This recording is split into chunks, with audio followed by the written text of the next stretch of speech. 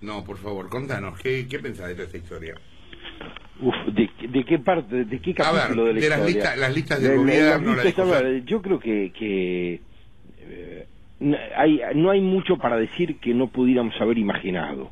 Lo primero, yo creo que es bueno tratar de terminar con esta historia de que pobre Scioli le metieron a este, pobre Scioli le metieron al otro, Scioli no es ningún pobre, Scioli es una parte activa y fundamental de un gobierno que se ha caracterizado por ser ineficaz y corrupto, y Scioli no está como candidato a la presidencia por ese partido gracias a virtudes que sean opuestas a las que ese partido se expresó durante 12 años.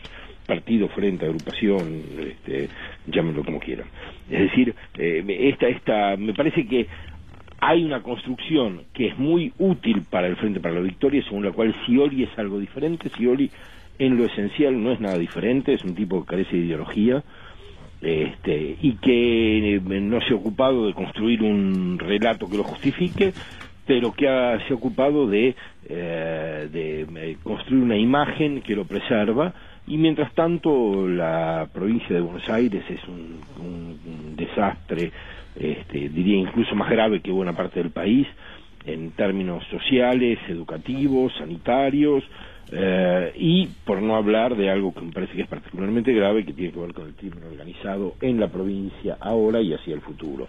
Tráfico de drogas, tráfico de personas, trata, etcétera, en la provincia de Buenos Aires. Ha encontrado un ámbito más que favorable para su desarrollo. Entonces lo primero que diría es, Scioli es el Frente para la Victoria, no es algo algo ajeno de lo que hay que defenderse. Katz Levinas, lo que querés decir es que si lo más relevante del kirchnerismo es la corrupción, ¿Scioli es kirchnerista? Yo lo que quiero decir es que Scioli no es algo exógeno al Frente para la Victoria. Es posible que no sea el invitado simpático en una mesa de un asado, pero es absolutamente parte del proceso político liderado por los Kirchner durante estos años. Es una pieza fundamental de ese proceso. No es, como se dice habitualmente, una marginalidad, una externalidad de la que hay que preocuparse porque no nos expresa. Vos sabés que es raro, ¿no? Porque los kirchneristas lo vivían, ahora ya no, porque bueno, no les queda otra, pero lo vivían como algo ajeno, y sin embargo fue candidato con Néstor. Fue candidato a vice, claro. Dicen que le dio 6 puntos de votos fundamentales para que gane, y después fue 2 veces candidato a gobernador en la provincia donde tiene el 40% del electorado, o sea, otra vez fue fundamental para la victoria de Cristina. Esta historia ahora, ¿por qué será que los kirchneristas no lo quieren ver como propio? Ahora no, pero no lo querían ver como propio. Bueno, a ver, yo creo que esos kirchneristas que no lo querían ver como propio eran los de Carta Abierta y algunos más, y nosotros no tenemos que olvidar que el kirchnerismo ha tenido una estructura de discurso que permite hablarle a mucha gente diferente de cosas distintas, contradictorias entre sí. Quiero decir, Carta Abierta le decía a los progresistas conchetos de Palermo que Scioli era algo ajeno al proyecto, pero en muchos otros ámbitos discursivos Scioli era una parte activa, presente. Quiero decir, 678 y Carta Abierta marcaban para una cierta clase media pseudo progresista la diferencia, pero el Frente para la Victoria no marcó esa diferencia nunca. Quiero decir, ni siquiera es una alianza coyuntural.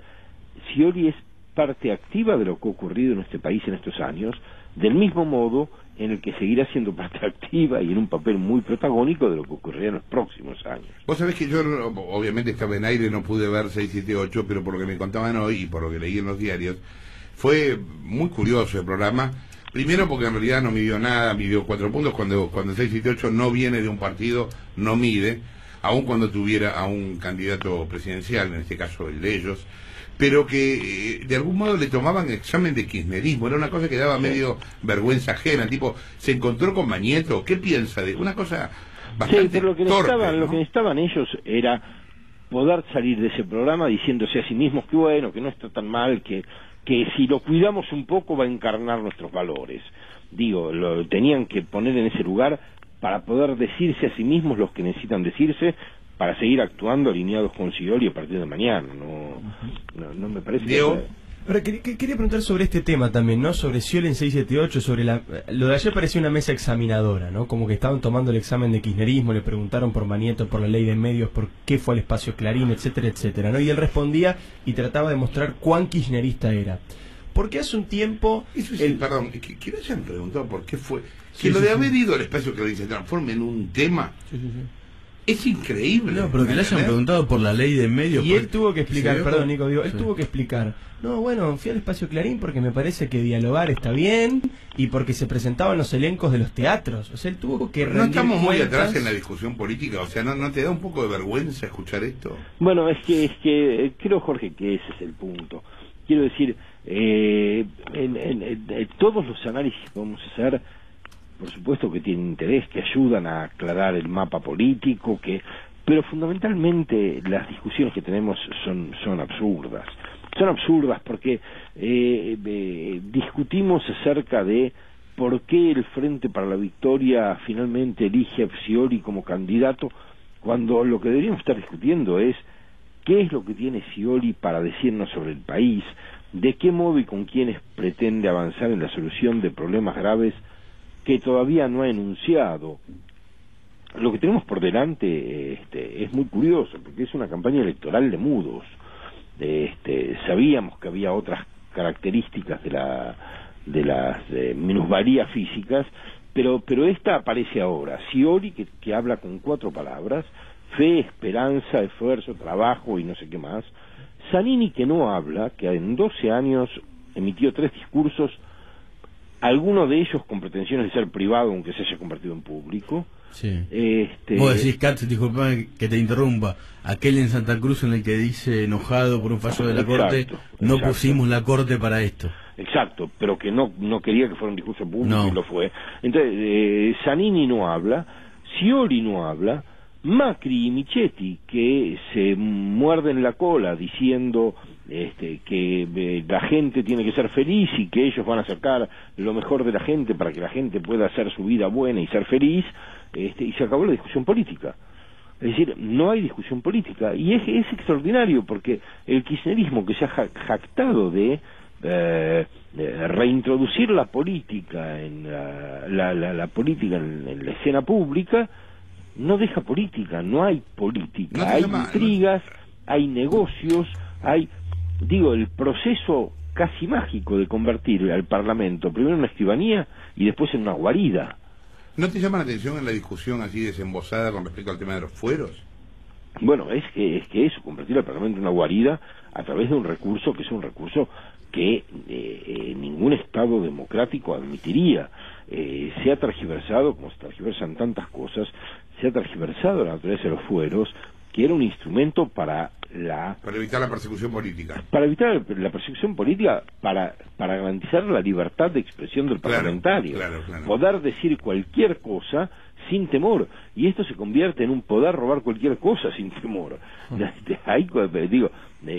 desnaturalización de las instituciones es pavorosa. Ahora, la política debería estar hablando de esto, no ustedes y yo.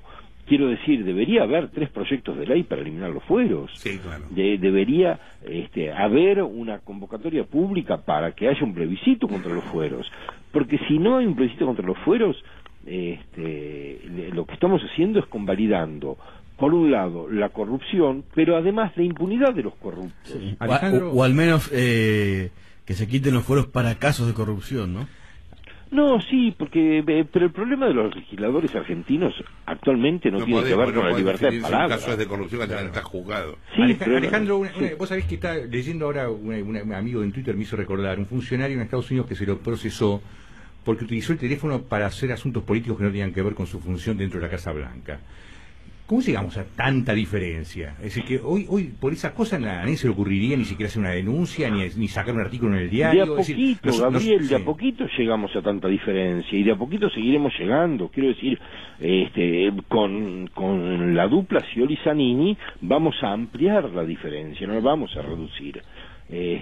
La situación en la provincia de Buenos Aires es terrible, quiero decir, no tenemos idea de la relación entre instituciones provinciales y crimen organizado. Hay penitenciarías de la provincia en las que funcionan desarmaderos de autos. Sí. Digo, ¿cómo es que...? No, ciudades que se transformaron de a poco casi en Rosario, como Mar del Plata, y están pasando desapercibidos. En Mar del Plata hay un nivel de crímenes que tienen que ver con la droga y con la pobreza cada vez mayor, y es muy impresionante, y no están en los medios. ¿Y cómo nos damos cuenta de eso antes de poner en marcha los mecanismos de selección de un candidato a la presidencia? Eso debería ser suficiente para invalidarlo como candidato a la presidencia. Y Zanin también, por supuesto. O sea, quiero decir, ahí hay un dato que me parece interesante señalar, que es como una metamorfosis que se produjo este fin de semana, porque lo que era característico del kirchnerismo era la gran capacidad de construir un relato que nosotros sostenemos, que era un relato falso, que era una impostura, que era, pero la capacidad de construirlo fue muy marcada en estos años. Y en el fin de semana, al terminar de conformar su fórmula presidencial, el kirchnerismo nos dice algo muy interesante. Dice: se acabó la hora de hablar. Se acabó la hora de hablar. Ya no nos interesa lo que tenemos para decir, no tenemos nada que justificar. Lo que vamos a hacer es escribir, que es la tarea de Zanini, que es lo que hizo en la Secretaría General y va a hacer en el Senado, escribir las leyes que garantizan la impunidad, que nos permitirá preservar la fortuna que obtuvimos en la época del relato. Katz, ¿y no te llama también la atención en estas últimas semanas, en realidad en estos últimos meses, la versatilidad increíble de los políticos yéndose de una lista a otra, pero listas completamente contradictorias? O sea, de estar en contra del gobierno a estar a favor, de estar... y así. Pero es que versatilidad es una palabra... Sí, bueno, quería encontrar una palabra generosa, elegante. demasiado generosa. Yo creo que, yo creo que estamos ante una escena absolutamente degradada, que es parte de la degradación introducida en el 2001 con la ruptura de los partidos, pero que es también parte de la degradación de la que participan quienes se subordinan al marketing político, es decir, al resultado de las encuestas, por encima de la palabra política. Lo quiero decir es esto: cuando Alfonsín leía el preámbulo de la Constitución, no estaba juntando votos, estaba haciendo pedagogía política, estaba dando una clase de cómo constituirnos como ciudadanos. La política es una de las herramientas fundamentales de la educación ciudadana, de la construcción de ciudadanía. No es la única, hay otras, pero es fundamental que la pedagogía actúe para que la ciudadanía se consolide. Ahora estamos delante de una no quiero usar de términos groseros porque no es mi estilo y no sirven para entender mejor, pero estamos delante de una generación política, para decirlo en esos términos, delante de una generación política que no cree que sea parte de su obligación profesional ponerse delante de la ciudadanía y dar clase. Y dar clase no quiere decir enseñarnos qué debemos hacer, sino con su práctica educar para la ciudadanía. Estamos delante de un grupo de gente que lee mejor encuestas que textos, que no sabe leer textos, es decir, no sabe elaborar ideas y no sabe comprender ideas, no puede inscribirse en tradiciones de pensamiento político que definen los actos que tendrán que ejercer cuando estén en el poder, y que solo saben leer encuestas o entender la lectura de las encuestas que les hacen. Bueno, ahí te estás metiendo en algo que también es relativamente nuevo, en realidad no es de ahora, pero viene pasando hace un par de décadas, que es el reemplazo de los votos por los encuestadores. Claro. Y lo curioso es cómo las encuestas crean poder. Claro, pero además que las encuestas crean poder es indudable, pero además las encuestas en nuestro país no son necesariamente encuestas honestas. No, son militantes encuestas, casi. Claro, encuestas sesgadas, encuestas a veces tergiversadas, pero aun si no son tergiversadas, están construidas para obtener resultados que el estudio quiere mostrar, ¿no? Quiero decir, se nos presentan las encuestas como herramientas neutras de indagación de la verdad social, y no es cierto que son herramientas neutras de indagación de la verdad social. Ahora, son herramientas útiles para la comprensión de